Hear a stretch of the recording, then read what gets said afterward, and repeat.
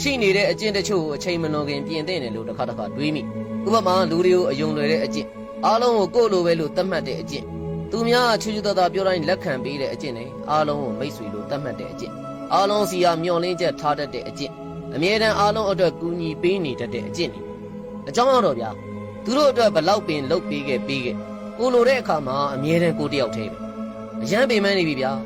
ဒီဘွားပြီးနဲ့လဲအသက်မပါတဲ့ဒီယဉ်နီးမှုတွေနဲ့နေ့စဉ်တွေ့နေရတဲ့ဒီပြဿနာတွေကိုရောပေါ့မပြေသေးတဲ့အိမ်မက်တွေနဲ့မိတ်ဆွေအတူရောင်တွေလည်းပါတာပဲမသိတော့ပါဘူးဗျာကျုပ်ကတော့ရင်နာလှမိတ်ဆွေတွေကိုမျှော်နေရင်နားလေပေးလိုက်ရင်ဒါကြောင့်လဲစကားသိမ့်မပြောတော့အချိန်ဘယ်လောက်ကြာပြီလဲတော့မသိတော့